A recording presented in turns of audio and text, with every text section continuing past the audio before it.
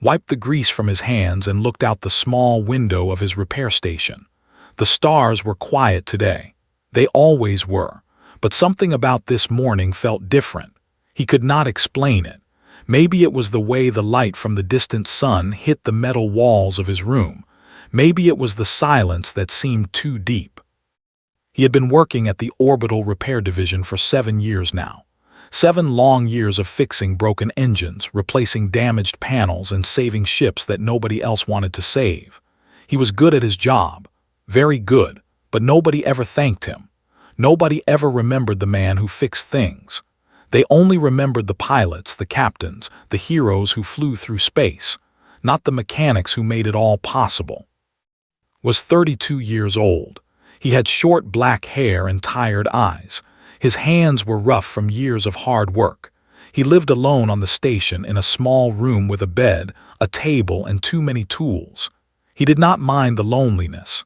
He had grown used to it. The alarm on his communicator beeped, picked it up and looked at the screen. It was a message from the division commander. Urgent assignment. Report to Dock 7 immediately. Do not delay. Raised an eyebrow. Urgent assignments were rare. Most repairs could wait a few hours, sometimes a few days. But this one seemed different. He grabbed his tool bag and walked out of his room. The station was busy today. Workers moved through the narrow hallways, carrying boxes and equipment, past them without speaking. He was not the talking type. He preferred to listen, to observe, to understand. Words were often wasted on things that did not matter. When he reached Dock 7, the commander was already waiting for him. She was a tall woman named. She had sharp eyes and a voice that could cut through steel. Respected her. She was fair, and she never asked for more than what was needed. She said, "Good, you are here." "What is the job?" he asked. Handed him a small data pad. On the screen was a set of coordinates.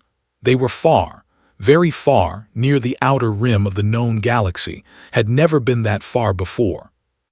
"A ship is stranded," explained. "The distress signal came in 3 hours ago. We do not know much about the vessel. The signal was weak and the data was corrupted, but we know it needs help." "Why me?" asked. "There are other mechanics, faster ones, younger ones." Looked at him with serious eyes. "Because you are the best. And because this job is strange. The ship is not in any of our records. It does not match any known design. I need someone who can think, not just follow instructions." Nodded slowly. He did not like the sound of this. Unknown ships meant unknown problems, and unknown problems meant danger, but he was not the type to refuse a job. He had never been. "I will go," he said. Gave him a small smile. It was the first time he had seen her smile in months. "Good. Your shuttle is ready. Be careful out there. Something about this does not feel right." Walked to the shuttle bay without looking back. His shuttle was small and old, but it was reliable. He had fixed it himself many times. He trusted it more than he trusted most people. He climbed inside and started the engine. The shuttle hummed to life, and the doors of the bay opened slowly. The darkness of space stretched out before him, endless and cold. Took a deep breath and flew forward. The journey took 8 hours. 8 long hours of silence and stars. Used the time to check his tools and prepare his mind. He did not know what he would find. He did not know if he would come back. But he was ready. He was always ready.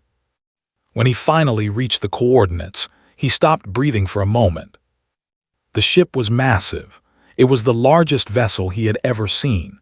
It stretched across the darkness like a sleeping giant, but it was not made of metal. It was made of something else, something organic. The surface of the ship moved slowly like the skin of a living creature. It pulsed with a faint blue light as if it had a heartbeat. Had seen many strange things in his life, but this was different. This was not human. This was not anything he had ever learned about. This was alien. He sat in his shuttle for a long time just staring. His mind raced with questions. Who built this ship? Where did it come from? Why was it here in the middle of nowhere, sending a distress signal that humans could hear? The communicator crackled. A voice came through. It was deep and strange, like the sound of wind moving through ancient caves. "Human vessel, you have answered our call. Approach and dock. We require your assistance." His hands trembled. He was not afraid, he was never afraid, but this was something new, something unknown, and the unknown was always dangerous. He took a deep breath and spoke into the communicator. "This is from the Earth Orbital Repair Division. I am here to help. I am approaching now." There was silence, then the voice spoke again. "We have been waiting for a very long time. Come, human, show us what your kind can do." Guided his shuttle toward the massive ship. A section of the organic hull opened slowly, revealing a docking bay inside. The light was dim and blue. The air that came through the vents was warm and smelled like the ocean. He landed his shuttle and stepped outside. The floor beneath his feet was soft, like walking on thick moss. He looked around. The walls were covered with strange patterns like veins carrying blood through a body. Everything was alive. Everything was watching. Picked up his tool bag and walked forward. He did not know what waited for him in the darkness ahead. He did not know if he would survive this day, but he knew one thing for certain. He was going to fix this ship, no matter what it took. That was what he did. That was who he was, and nothing in the universe was going to change that. Walked deeper into the ship. Every step he took made a soft sound on the strange floor. The walls around him glowed with that pale blue light. It was beautiful in a way he did not expect, but it was also frightening. He had never felt so small in his entire life. The hallway stretched on and on. There were no doors, no windows, no signs, just the endless tunnel of living material. Kept his hand on his tool bag, feeling the weight of his equipment. It made him feel safer. It reminded him that he was still himself, still human. After what felt like an hour, he heard footsteps. They were heavy and slow. They came from somewhere ahead, stopped walking and waited. From the shadows, two figures appeared. They were tall, very tall, at least 3 meters high. Their bodies were covered in dark scales that shimmered in the blue light. Their faces were long and narrow, with 4 eyes that glowed like small suns. They had no mouths that could see, but he could feel them looking at him, studying him, judging him. They were soldiers, guards. He could tell from the way they stood, from the weapons they carried on their backs. They were not here to welcome him. They were here to watch him. One of the guards stepped forward. A voice came from somewhere inside its body, deep and rumbling. "Human, you will follow us. The Queen wishes to see you." His heart beat faster. The Queen. He did not know what that meant. He did not know what kind of creature would be called a queen on a ship like this. But he had no choice. He was alone, far from home, with no weapons and no way to escape. His only option was to obey. "Lead the way," he said. His voice was steady. He was proud of that. The guards turned and walked, followed. They moved through more hallways, each one larger than the last. The ship was like a maze, twisting and turning in ways that made no sense. Tried to remember the path, but it was impossible. Everything looked the same. Everything felt alive. Finally, they reached a massive door. It was different from the rest of the ship. It was decorated with golden patterns that seemed to move on their own. The guards stopped and stood on either side of the door. They did not speak. They did not move. The door opened slowly. Inside was a room larger than any had ever seen. The ceiling was so high that he could barely see it. The floor was covered with soft fabric that looked like woven starlight, and at the far end of the room, on a throne made of crystal and bone, sat the Queen. She was the most beautiful and terrifying thing had ever seen. Her body was long and elegant, covered in silver scales that reflected the light like mirrors. She had 6 arms, each one ending in delicate fingers that moved with perfect grace. Her face was almost human, but not quite. Her eyes were large and deep, filled with colors that did not exist on Earth. Her hair, if it could be called that, flowed behind her like liquid shadow. She looked at and he felt like she could see everything inside him, every thought, every fear, every secret he had ever kept. "Human," she said. Her voice was soft but powerful. It filled the entire room without effort. "You have come." Bowed his head slightly.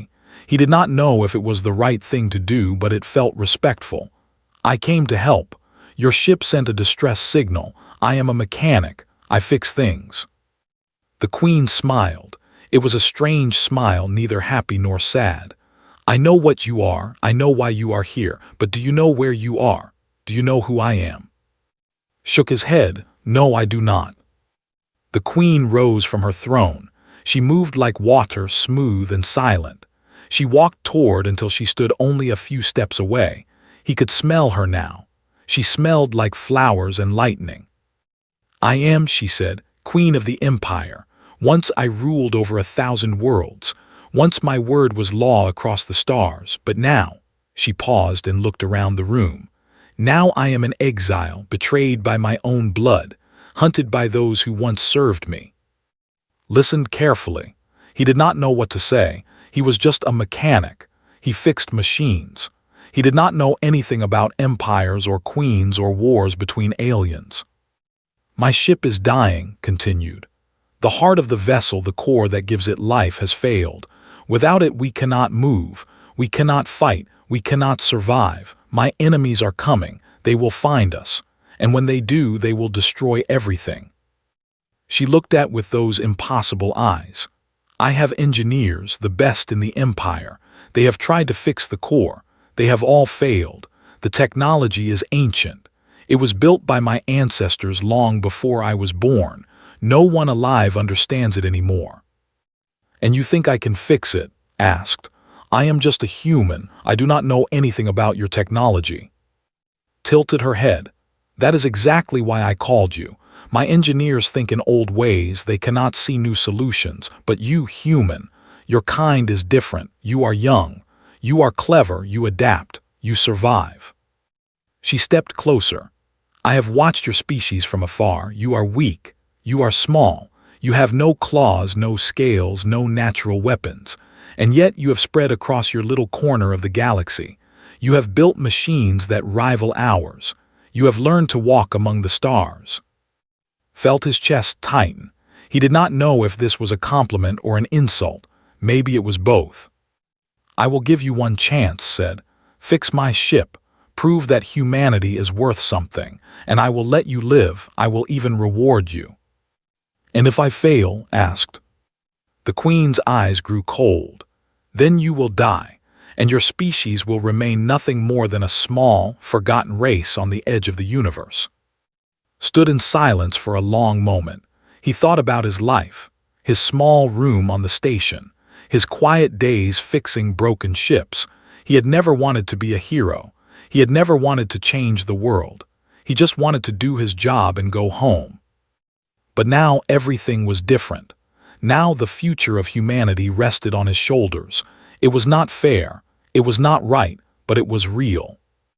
He looked at the Queen and nodded slowly. "Show me the core. I will do what I can." Smiled again. This time there was something like respect in her eyes. "Very well, human, follow me, and pray to whatever gods you believe in, because if you fail, they will not save you." She turned and walked toward a door at the side of the room. Followed, his heart heavy but his hands steady. He did not know if he could do this. He did not know if he would survive. But he knew one thing for certain. He was not going to give up without a fight. The Queen led through a series of narrow passages. The walls here were different. They were darker, older, covered in marks and symbols that seemed to glow with ancient power. This was the heart of the ship, the place where everything began and everything could end. Behind them walked 4 of the Queen's engineers. They were smaller than the guards, with thin bodies and long fingers. They watched with doubt in their many eyes.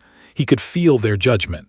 To them he was nothing, a small creature from a small world, a joke.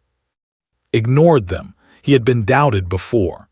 He had been looked down upon his whole life. By his teachers who said he would never amount to anything. By his colleagues who thought he was too quiet, too strange. By everyone who could not see what he was capable of. He would show them, he would show them all. They reached a massive chamber. It was circular, with walls that curved upward like the inside of an egg. In the center of the room was the core. Had expected something mechanical, something made of metal and wire, but this was different. The core was alive.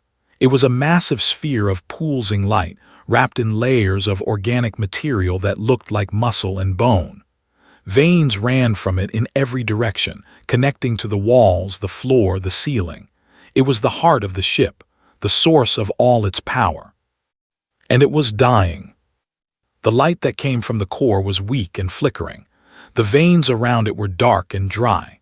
The whole thing looked sick, like an animal that had been wounded and was slowly bleeding out.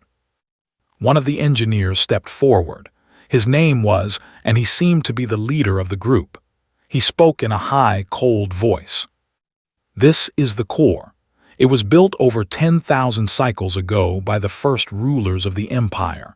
It draws energy from the fabric of space itself. It is the most advanced technology our people have ever created." He paused and looked at with something like disgust. "We have studied it for weeks. We have tried every method we know. Nothing works. The damage is too deep. The core is beyond repair." Walked closer to the core. He could feel the heat coming from it, weak but still present. He could hear a sound like a heartbeat, slow and fatting. He reached out and touched the surface. It was warm and soft, like living skin. "What happened to it?" he asked. Queen answered from behind him. "We were attacked. An energy weapon struck the ship directly. It did not destroy us, but it wounded the core. Since then we have been drifting, helpless." Nodded slowly. He walked around the core, studying it from every angle. The engineers watched him with impatient eyes. They expected him to fail. They wanted him to fail. It would prove that they were right, that outsiders were worthless. But was not looking at the core the way they did. He was not trying to understand the ancient technology. He was looking at the problem itself, the damage, the wound. He had fixed thousands of machines in his life. Big ones, small ones, simple ones, complex ones. And he had learned one important truth. Every problem, no matter how complicated, had a simple solution. You just had to find it. He knelt down and opened his tool bag. The engineers laughed quietly among themselves. What could human tools do against technology that was 10,000 years old? What could this small creature do that the greatest minds of the Empire could not? Ignored them. He pulled out a small scanner and began to measure the energy patterns around the core. The readings were strange, unlike anything he had seen before. But underneath all the complexity, he saw something familiar. A pattern, a rhythm, something that reminded him of the engines he had fixed back home. "The core is not broken," he said suddenly. The engineers stopped laughing, stepped forward, his eyes narrow with anger. "What did you say?" "The core is not broken," repeated. "It is blocked. Something is stopping the energy from flowing properly, like a blood clot in an artery." Made a sound of disbelief. "Impossible. We have scanned the core 1,000 times. There is no blockage." "You scanned the core itself," said, "but the problem is not in the core, it is in the connections." He pointed to one of the dark veins that ran from the core to the wall. "Here, and here, and here. The pathways are damaged. The energy cannot flow through them anymore." The Queen moved closer. Her eyes were fixed on, "Are you certain?" "No," admitted. "I am not certain, but I believe I am right. The core still has power, I can feel it, but it has nowhere to go, it is trapped inside." Shook his head. "Even if you are correct, it does not matter. Those pathways are made of organic material that cannot be repaired. Once they die, they are gone forever. We cannot grow new ones, not out here, not without the proper facilities." Stood up and looked at the damaged veins. They were dark and dry like dead plants. Was right. They could not be brought back to life, but maybe they did not need to be. "What if we do not repair them?" said. "What if we replace them?" The engineers stared at him in confusion. "Replace them with what?" smiled for the first time since he had arrived. It was a small smile, tired but real, with something simpler, something that can carry energy without being alive. He reached into his bag and pulled out a bundle of metal cables. They were standard repair materials, nothing special, just copper and steel twisted together in tight coils. "These are conductive cables," he explained. "They carry electrical energy on human ships. They are not organic. They do not need to be alive. They just need to work." Looked at the cables like they were garbage. "You want to put primitive human materials into the most sacred technology in our empire. This is madness. This is an insult." "It is a solution," said calmly. "Your organic pathways are dead. My cables can take their place. The energy will flow again. The core will live." The room was silent. The engineers looked at each other, their faces filled with doubt and anger. They did not want to believe that a human could succeed where they had failed. They did not want to accept that their ancient technology could be saved by simple metal cables. But Queen was thinking, could see it in her eyes. She was weighing the options, pride against survival, tradition against hope. Finally she spoke, "Do it." Turned to her in shock. "My queen, you cannot be serious. This human knows nothing about our technology. He could destroy the core completely." "The core is already dying," said coldly. "If we do nothing, we all die. At least this way there is a chance." She looked at with those deep, ancient eyes. "You have one day, human. If the core is not working by then, my enemies will find us, and nothing will matter anymore." Nodded, "One day is enough." He turned back to the core, his tools in his hands. The engineers watched in silence, their doubt heavy in the air, but did not care about their doubt anymore. He had work to do, and he was going to do it. No matter what it took. Worked through the night. He did not know if it was night or day on the ship. There was no sun here, no sky, no way to tell time, but his body told him that hours were passing. Many hours, and he did not stop. The engineers had left, most of them anyway. They had watched him for a while, their faces filled with skepticism. Then one by one they had gone. They did not believe he could succeed. They were waiting for him to fail so they could say they were right all along. Only one remained, a young engineer named Bora. She was smaller than the others, with scales that were more blue than black. She did not speak much. She just watched, and sometimes when needed something, she brought it to him without being asked. Appreciated that. He did not need conversation. He needed help, and Bora, for whatever reason, was willing to give it. The work was harder than anything had done before. The organic pathways were complex, twisted in ways that made no logical sense. They did not follow straight lines. They curved and split and merged in patterns that seemed almost random, but knew they were not random. They were designed by minds that thought differently than humans. He had to adapt. He had to think like the builders of this ship. He had to forget everything he knew and learn something new. It was exhausting. It was frustrating. Many times he wanted to give up. Many times he felt like the task was impossible, but every time that feeling came, he pushed it away. He had made a promise. He had given his word, and a man's word was the only thing that truly belonged to him. The first cable was the hardest. He had to cut away the dead organic material, clean the connection points, and attach the copper wire in a way that would not be rejected by the living ship. The core pulsed weakly as he worked, like it was watching him, waiting to see what he would do. When the first cable was in place, nothing happened. The core remained dark and weak. Felt his heart sink. Maybe was right. Maybe this was madness. Maybe human technology was too primitive to work with something so ancient and advanced. But then Bora spoke. Her voice was quiet and gentle. "You have connected only one pathway. The core needs more than one to function. Keep going." Looked at her. She met his eyes without flinching. There was something in her gaze that surprised him. It was not doubt. It was hope, small and fragile but real. He nodded and went back to work. The second cable went faster. He was learning now, understanding how the connections worked. The third was faster still. By the fourth, his hands moved with confidence, cutting and connecting with practiced skill. Hours passed, lost count of how many cables he had installed. 10, 20, 30. His hands were bleeding from small cuts. His back ached from bending over the core. His eyes burned from staring at the dim light for so long.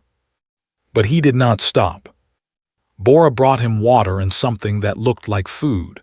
He did not know what it was, but he ate it anyway. It tasted strange, like metal and honey mixed together, but it gave him energy. It kept him going. Somewhere in the middle of the night, or what felt like the middle of the night, the core flickered. Just for a moment, just a small flash of brighter light, but saw it, and he knew it was working. He worked faster now. The exhaustion faded, replaced by something stronger: excitement, hope, the belief that maybe, just maybe, he could actually do this. The other engineers returned near the end. They stood at the edge of the chamber, watching in silence. Was among them. His face was hard to read, but thought he saw something like fear in his eyes. Fear that the human might succeed. Fear that everything he believed might be wrong. Connected the final cable. For a long moment, nothing happened. The core sat in the center of the chamber, wrapped in a web of copper and steel that looked strange and wrong against the organic material. It looked like a creature from two different worlds, caught between life and machine. Then the light came. It started slowly, a gentle glow that spread from the core outward. The veins that had been dark for so long began to pulse with color, blue and gold and white, mixing together in patterns that danced across the walls. The sound of the heartbeat grew stronger, louder, filling the chamber with a rhythm that felt like music. The core was alive. Stepped back, his legs shaking. He could barely stand. He had not slept in over 20 hours. He had given everything he had to this machine that he did not understand, on a ship that belonged to creatures he had never met before. And it had worked. Bora walked to his side. She placed a hand on his shoulder. It was a simple gesture, but it meant more than words could say. "You did it," she said. "You actually did it." Stared at the glowing core in disbelief. His mouth opened and closed, but no words came out. He had spent weeks trying to fix this machine. He had used the most advanced techniques of his people, and he had failed. But this human, this small and simple creature from a primitive world, had succeeded in less than a day. It was impossible, it was unbelievable, and yet it was true. The door to the chamber opened. Queen entered, her silver scales shining in the new light of the core. She walked slowly, her eyes fixed on the glowing sphere in the center of the room. Her face showed no emotion, but her eyes were alive with something deep and powerful. She stopped in front of. For a long moment she just looked at him. Then she spoke. "I have lived for 500 cycles. I have seen empires rise and fall. I have witnessed miracles and disasters beyond counting, but I have never seen anything like this." She looked at the cables, the human metal wrapped around the ancient technology. "You have done something that my greatest engineers could not do. You have saved my ship. You have saved my people." Did not know what to say. He was too tired to think clearly, so he just bowed his head slightly. "I am glad I could help." Smiled. It was a real smile this time, warm and genuine. "Help? You have done more than help, human. You have shown me something important, something I had forgotten." She turned to face her engineers, her voice rising to fill the chamber. "We have grown arrogant. We have believed that our ways are the only ways, that our technology is the greatest in the universe. But this human has proven us wrong.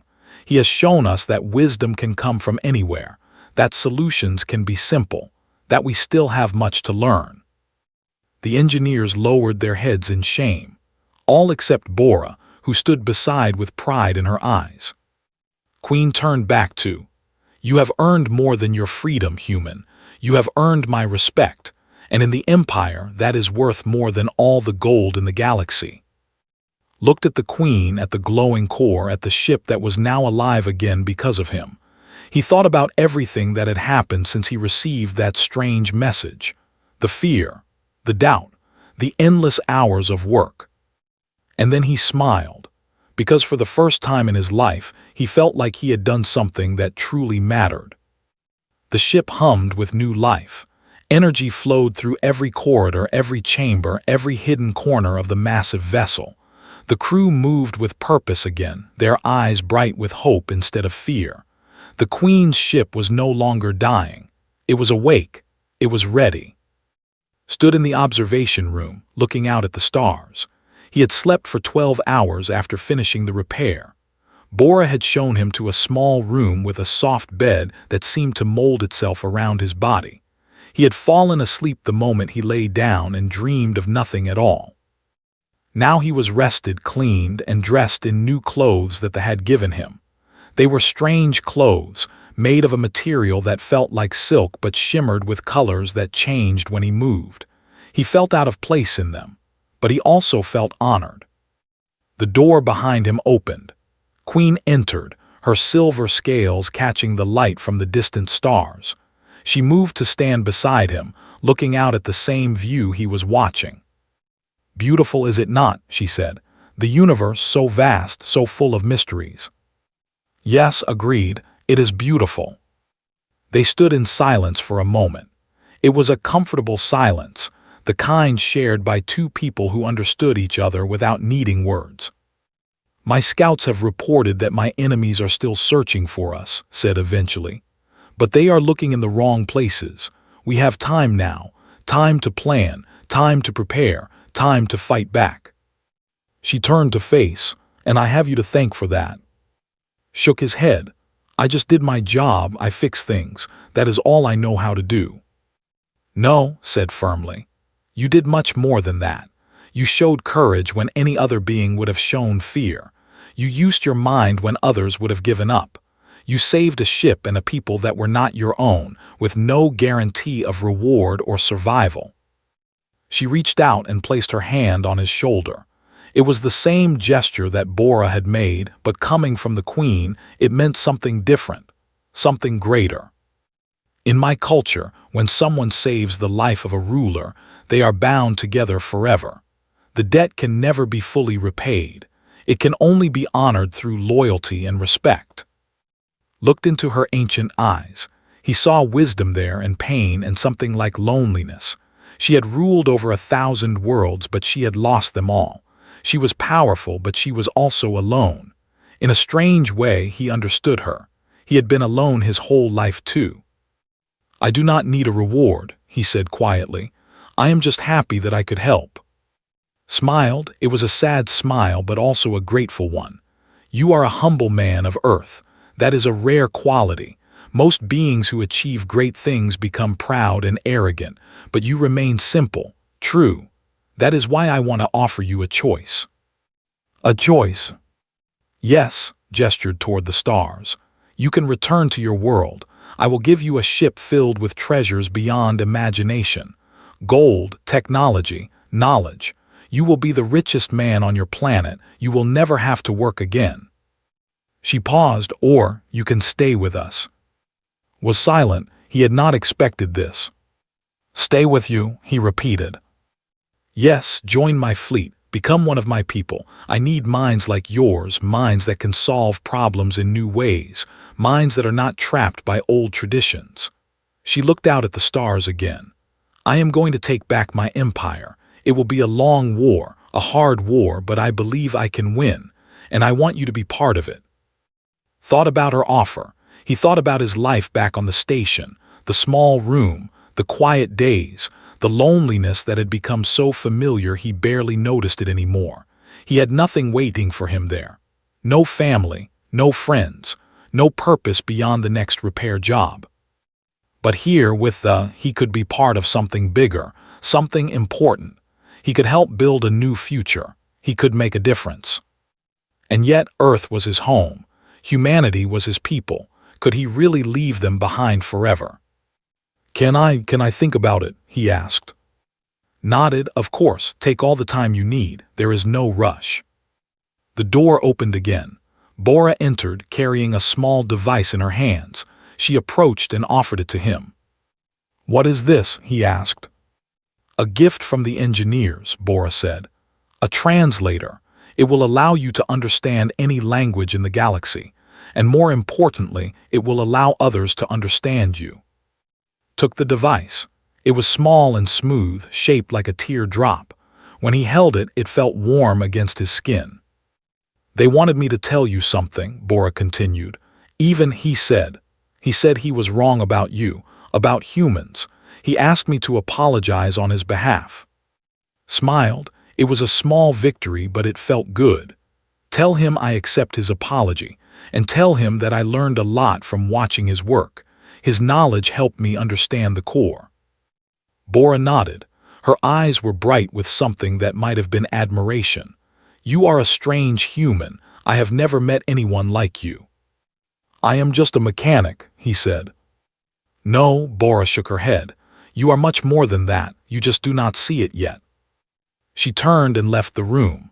Watched her go, feeling something warm in his chest that he could not quite name.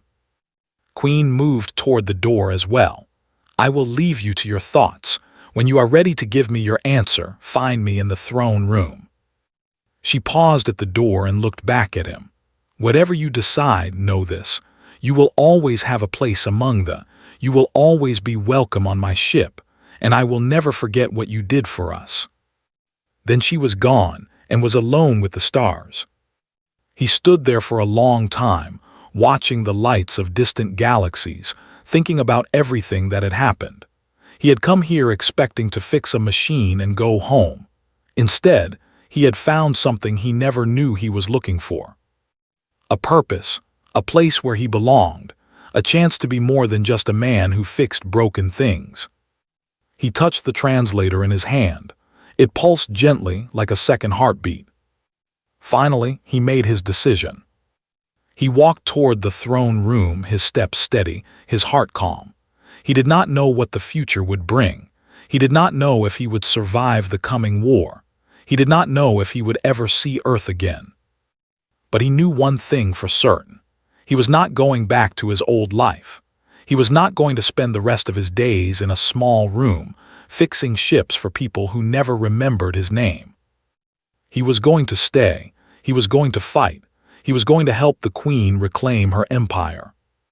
And maybe, just maybe, he was going to show the entire galaxy what humanity was capable of. Because that was who he was, a mechanic, a problem solver, a human. And nothing in the universe was going to stop him.